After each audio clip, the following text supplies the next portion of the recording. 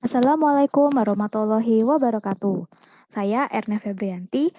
Video ini merupakan bagian dari perkuliahan Kimia Dasar 1 Prodi Teknik Industri Telkom University. Video ini terdiri dari dua bagian. Yang pertama definisi atom, ion, dan molekul, dan yang kedua kita akan bahas macam-macam ion.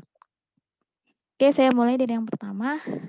Untuk definisi atom, molekul, dan ion sebenarnya untuk kalian yang lulusan SMA harusnya tidak asing lagi ya.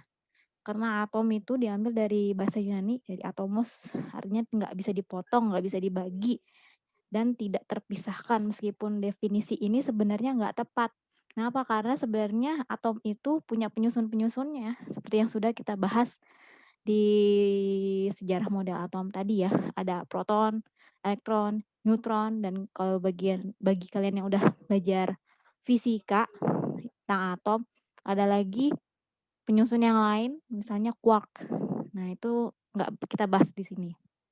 Oke, itu definisi atom. Definisi molekul itu sejatinya adalah kumpulan dari dua atom atau lebih dalam susunan tertentu yang terikat oleh ikatan kimia. Jadi molekul itu adalah atom-atom yang terikat dan membentuk suatu bentuk tertentu, susunan tertentu. Dan jenis unsur yang terikat itu bisa sama, bisa berbeda. Nah, itu macam-macam ya. Jadi gabungan antara atom-atom ini bisa banyak sekali membentuk kemungkinan molekul-molekul. Itu definisi molekul. Sekarang definisi ion. Nah, jadi sebuah atom atau kumpulan atom. Jadi ion itu bisa satu atom atau kumpulan atom atau lebih. Dan dia memiliki muatan, entah itu positif atau negatif. Nah, di sini yang perlu kita tekankan adalah jumlah proton yang bermuatan positif dalam inti atom itu selalu sama dalam reaksi kimia. Dan yang kedua, jumlah elektron yang bermuatan negatif bisa bertambah dan bisa berkurang. Atau bisa berkurang ya. Jadi dalam reaksi kimia kan banyak ya terlibat ion-ion. Nah, di sini protonnya itu selalu sama. Nah, yang berubah apa dalam reaksi kimia? Elektronnya, karena memang yang berperan dalam reaksi kimia adalah elektronnya. Oke, itu adalah definisi atom, molekul, dan ion. Nah, sekarang kita ke macam-macam ion ya.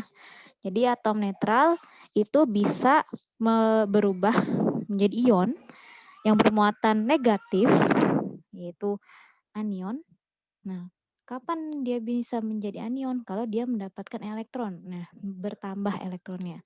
Tapi kalau dia berkurang elektronnya, dia menjadi ion positif, disebutnya kation. Contohnya ada ini ya, ada atom Cl dan atom Na. Nah, atom Cl itu hanya bisa mendapatkan elektron. Jadi dia akan bermuatan negatif atau Na.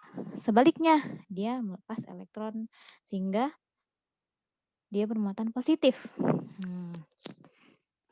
Itu contohnya. Nah, sebuah atom itu bisa aja mendapat atau melepas lebih dari satu elektron. Ini kan contohnya cuma satu ya. Bisa aja lebih. Misalnya ada ion Mg2+, Fe3+, S2-, N3-. Nah, ion-ion ini yang terdiri satu atom itu disebut ion monoatom. Nah, kalau dua atau lebih atom yang bergabung membentuk ion, itu namanya ion poliatom ya, karena ionnya terdiri dari banyak atom. Contohnya apa? Ion hidroksida, ion sianida yang terkenal, lalu ada ion amonium.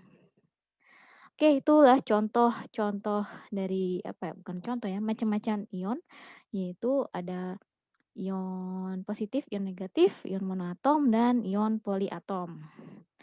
Oke, sampai di sini video kali ini.